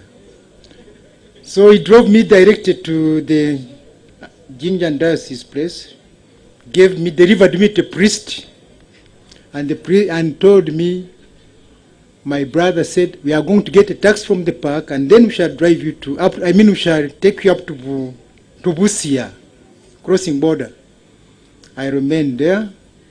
The priest started, he was asking, Chichi, Rumurade Father, yes, I'm sick. I'm parish yewa. I'm parish ya febera nkore bagita kagamba parish. So after about some hours, my brother came in that taxi with another cousin of mine who was also heading to Nairobi. The father goes into a vehicle. I sit in the middle row. there was no incident from there until we reached the border, crossing Busia border. They were checking very thoroughly.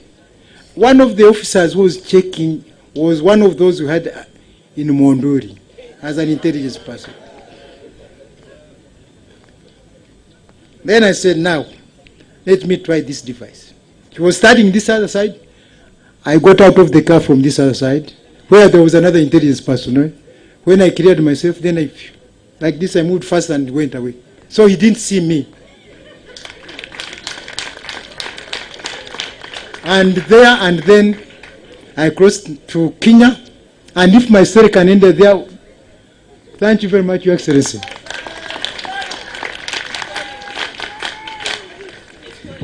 Again, tumuongeremu obugalo mu nkola yaffe again. Yeah, thank you very much, General Chihanda, for those all inspiring excerpts from the Bush War Archive. Thank you very much. Ndoza banaye mulabye ebimu ku bizibu abantu baffe abanulwazi baffe bye bayitamu. Once again, tumuwemu ku bugalo. Your Excellency, we have been joined by other trekkers. Mzee Kagurire is already here. You have seen him. I would like also to say we have been joined by Haji Sula Sekiwunga and his team. Haji Sula Sekiwunga is the mayor of Kiboga Town Council. He's here with his team, and let him stand up for recognition.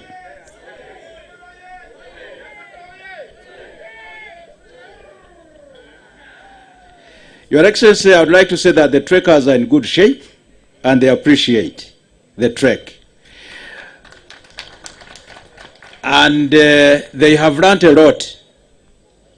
They have seen a very big contrast between Nakaseke and Kiboga. In Kiboga, they were commenting on the Kisoboka program. Yes, how to grow onions among banana plantations and how to grow tomatoes and so on. And generally, I think they saw the difference. There is more income in Kiboga than in Nakaseke, I think as a result of the Kisoboka program.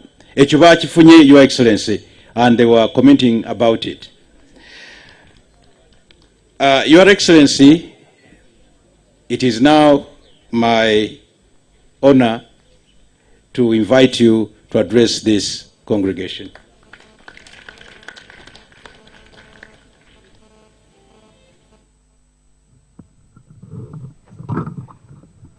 Well, this is really, the aims are three. Aim number one for me is to check on my system. Because by walking, I really get opportunity to check on some of these people of our contacts. Wherever we passed, I was able to see, like those old women in Masurita, like Reverend Draza, the Rubara at Karongero, like Mzee Kagure here. I slept at the late Settler's place, and I was able to connect with the widows of Chisitu, to connect with the other. So this is my advantage because we have a system. When we came from the bush, we tried to put systems. First of all, a number of efforts. Akasimo, then there was the Ntandikwa, there was NADS, there was compensation, cattle compensation. Then recently we have had Operation Wealth Creation. So this is the advantage I have in this. I really get some, I check through this method. And the information I have got, I will use it to sort out. Secondly,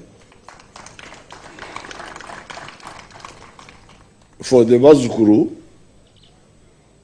is to really help you so that you can know the campus of the world.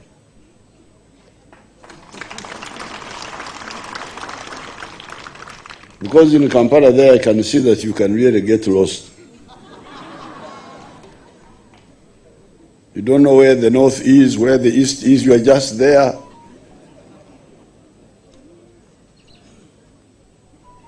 So I think it's good for you to know this history and to know how people can sacrifice not for personal gain, but for collective gain. Because that one seems to be dying. You seem to be saying, buli omokurwe, and this is not good for you. So I think it is my duty. I want to thank there's a new officer, Ars Kaboyo, whom I put in charge of NRM Museum. She's also historical. She has been there from childhood.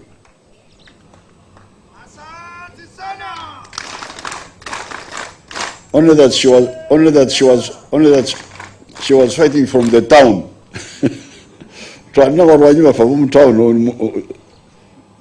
Was fighting from Chapat side.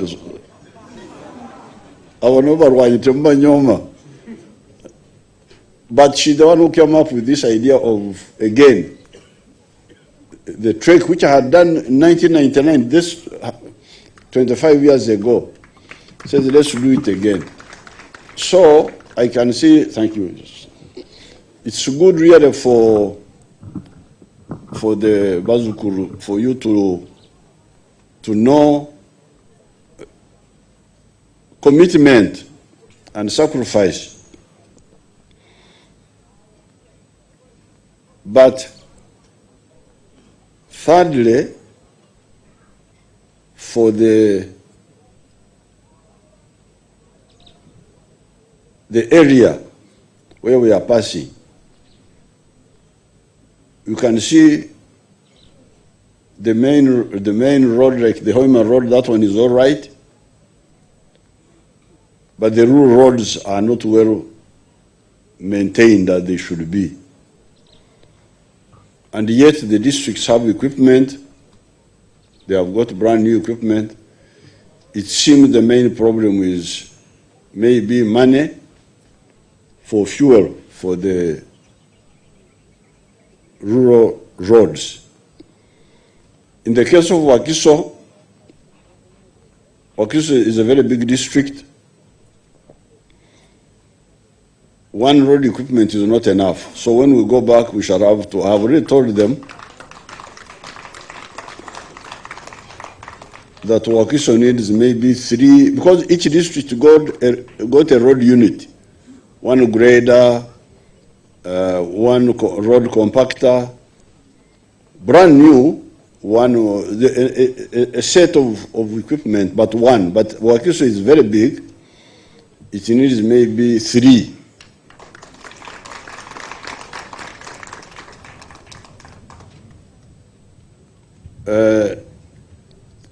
Some of the roads in Chivoga were not bad, like the road from where we branched off from Kachinga to Temanakari. That one was smooth road. Even the road we followed from Katera to Kati was not bad. The one which was bad was this one coming this way. So that one is also helping me to see. But also seeing what the people are doing, you can see some of the families are really doing something, building better houses for themselves. And as you observed, in Kivoga, the Honorable Nankagura, through her project of Kisoboka, together with the Kiwanda, he has also started it in Mitiana. You can see there is something in the families. And the good thing is that I have now confirmed that the army officers whom we sent Operation Wealth Creation, they have delivered the coffee seedlings. Wherever you go, they confirm. The other time at Kalege, you saw the other Muslim man who had the child who walked with me. He was in the pictures. How many seedlings did you receive? 1,000. But I need money for shop. I said, okay, but first consolidate the 1,000. Then before that, there was another fellow who stopped. How many seedlings did you receive? Simanyi bulungi naye za AKM. Okay, for me I know. For AKM, that's 450 seedlings. For him, he didn't know. And how many of them are still? Zona zakala na yo kujja ko 30 zokka. So this is the struggle we are having. But I'm very happy to see that the Operation Wealth Creation delivered the coffee.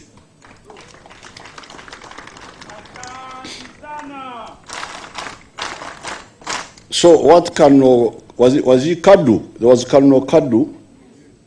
You remember he's the one who told us that they had distributed 9 million seedlings, I don't know where, in Wakiso only or what? Huh? Nakaseke. Nakaseke South. This is a cemetery area. Oh, this was Kadu. Kadu is the one who was telling us that. So this is a lot of coffee. 9 million seedlings.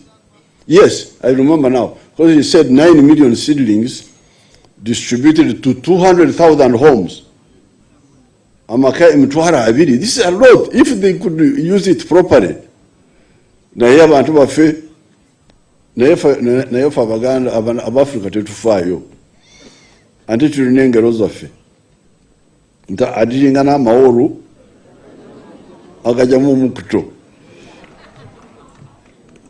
Even if things don't perform, you try again.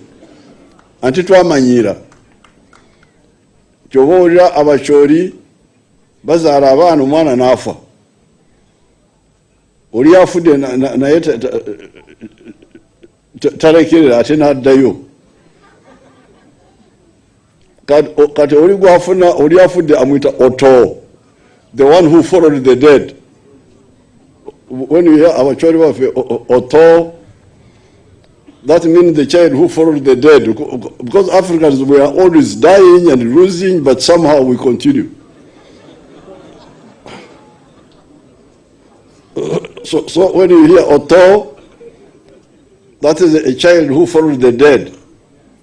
And Ongom is the one, Ongom means grave, means soil.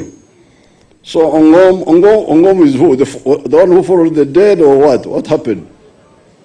Ongom, who is Ongom?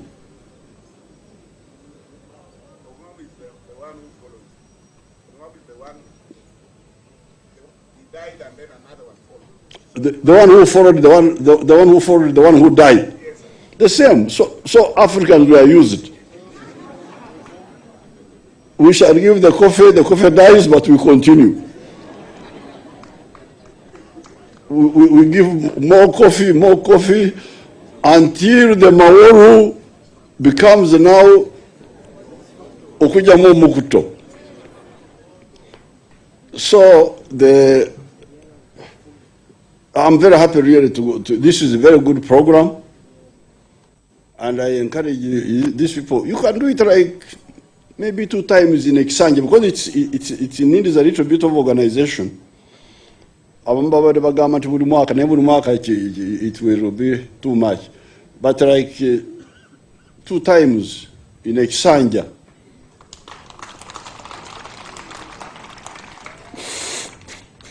That means 2.5 years apart. It is good. It is good. So I have linked up with my widows. I have linked up with people like Mzee Kagurire. It's good. Now, here, in terms of history, you can. I want to congratulate the Bazukuru.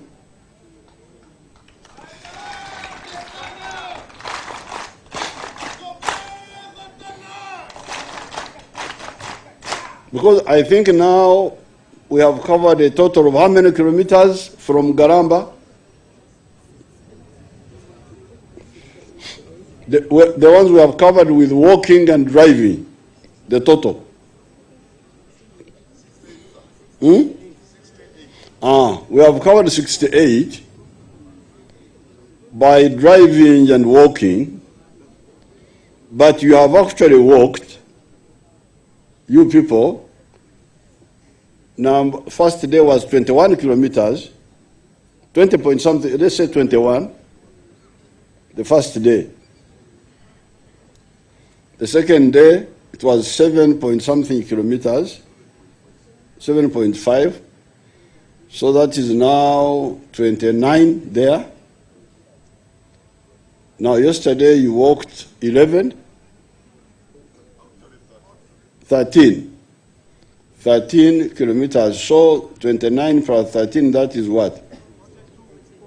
So out of the 68, you, the Bazukuru, you have actually walked 42.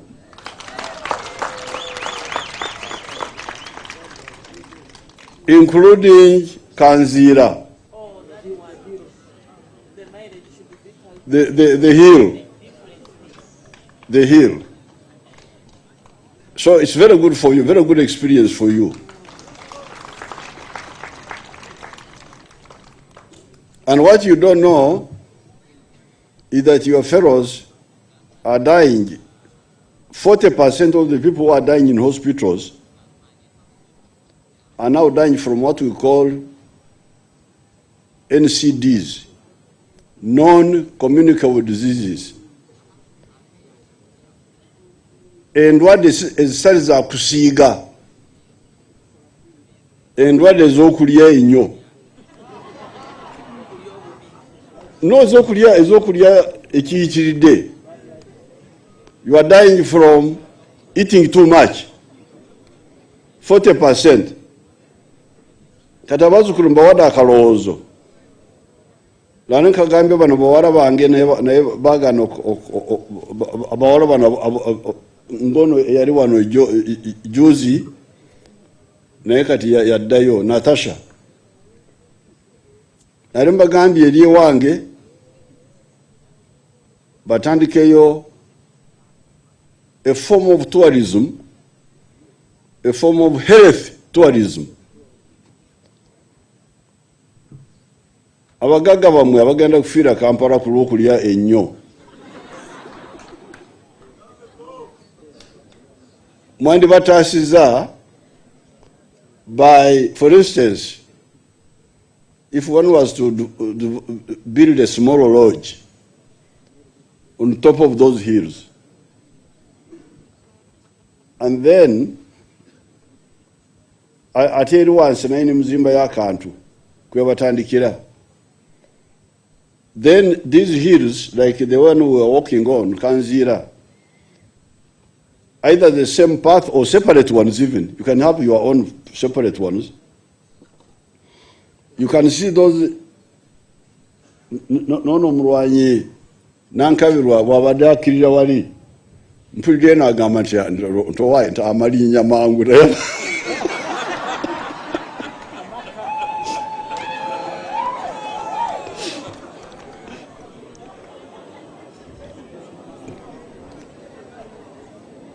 nti okulinnya kwangu naye ate okukkirira. This is because that path is not well organized. But if you can organize it and even put steps there, instead of going mayinja what singa abantu bategeka bateka ka facility eri wansi abantu kwe batandikira, then you have a properly organized no cement of cement, then people just, instead of rocks, slippery, what? Bagendera ku madara, it will be very good for the health. People can just come over the weekend, arwada yagara kuumulamu, then we put, so the youth groups in Kiboga, Mfunira groups who can volunteer to organize tourism around these hills. Health tourism, Yagara, where people can come and exercise instead of bagenda mu gym tena makulu. Gym jamugenda mu tena makulu kubanga obera because here you have got a target. A target, you must go from mile 1 to mile 6. So it helps you. But regarding the small history of this area, I'm very, because you see this is the first time I have heard the detailed story of Chanda.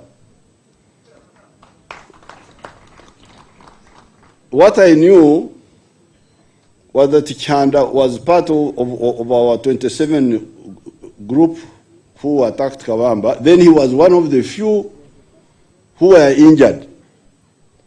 Him and Akanga. Akanga was injured in the buttocks.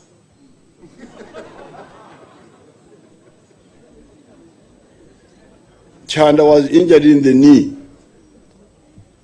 No, but because of the pressure, I did not really concentrate. Even Akanga went away to be treated in Kampala, then he came back later. Even Chanda went away, I didn't know what happened because I was busy with Omanyi. You are on the day-to-day.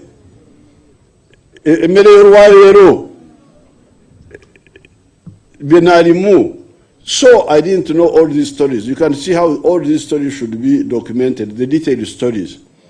So what was in my head is that we attacked Kawamba on the 6th. We did not succeed fully, as he told you, because a Tanzanian corporal rushed into the underground armory and with the machine gun could not allow us to enter. So we managed to collect a few guns which were around the houses and the 8 vehicles, and we drove to Kiboga. Kiboga, we stayed at Mzee Kagurire's place for about 3 days, but on the 9th of February we were attacked by the Tanzanians. And we had to, we scattered out. After I had gone to Komero, when I was coming back, I was told that the camp has been attacked. So I went back and gathered the people I had at Komero, and we walked up to Kachinzi, to Dr. Seburba's farm. We stayed there for some few days. Then after we had linked up with because I had organized them into 4 sections on the day, on the 7th, I organized the people in 4 sections. Section means 12 people. Section 1, Sam Magara. Section 2, El Tumuine. Section 3, Hannington Mugabe, the one Chihanda was talking about, who died in our struggle. Section 4, Jack Mchunguzi. We had 4 sections, which I organized at Budimbo. Budimbo is behind Chiboga there. So after organizing them, that's how we came to attack Chiboga police post in the afternoon. And on the following day, we attacked the police, Bukomero, Busunju, even Kachiri. This side, we attacked Kasanda, Bukuya. That side, Mugabe attacked Bukwiri, and we were gathering guns. Now, in that process, the Tanzanians came in on the 9th. So we got scattered, went up to Seburuba's farm, organized, came back to Rwamata. Rwamata is 65 miles from Kampala. Here where we crossed yesterday was, I think, 54 miles. So Rwamata, we stayed there until our groups had gathered, because even Tumwine had been cut off, I think. Yes, Tumwine had been, his section was in Bukuya, it was cut off. The one of Mugabe was in Bukwiri, it was cut off. So I think I was with Magara and Mchunguzi. But we waited for them to come back. When we got together on the 18th of February, I sent Tumwine to ambush the Tanzanians at Chekumbia, because we wanted to send a message to them, say, okay, this is a message. Our things are always deliberate. You do something not only just for the military, but olibo abayagala awulire bw'aba alinamu okulowooza naye abamu tebawulira. So I told them to go to Mwine, you go, don't capture guns, just destroy the vehicle. And that's what they did. We had 2